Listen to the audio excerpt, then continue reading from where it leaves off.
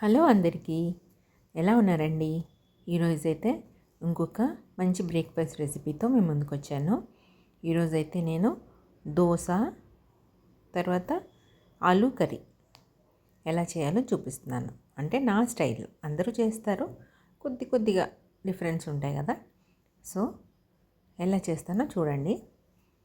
So first అయితే ఒక ప్యాన్లో ఆవాలు వేసుకొని ఆనియన్స్, పచ్చిమిర్చి, శనగపప్పు వేసి ఫ్రై చేసుకుంటున్నాను.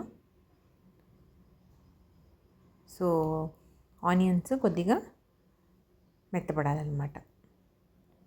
అప్పుడప్పుడు మిక్స్ చేస్తూ మధ్యలో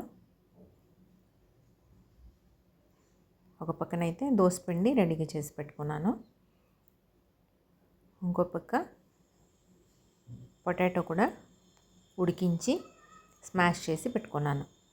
సో ఇప్పుడైతే ఆనియన్స్లోకి పసుపు, ఉప్పు వేసి కొద్దిగా మిక్స్ చేసుకోండి.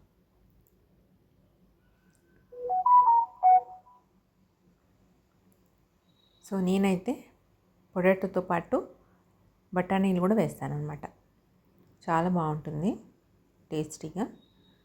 సో పొటాటోస్ ఉడకపెట్టుకునేటప్పుడు బఠానీలు కూడా ఉడికించుకోవాలన్నమాట.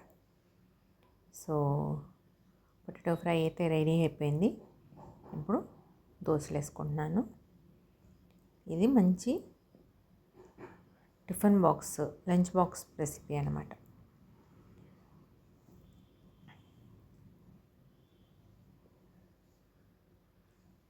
సో దోశలు అయితే వేస్తున్నాను.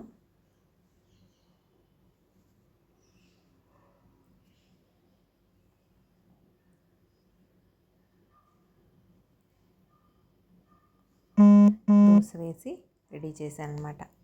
చూడండి, ఇది మా లంచ్ బాక్స్. సబ్స్క్రైబ్ చేసుకోండి.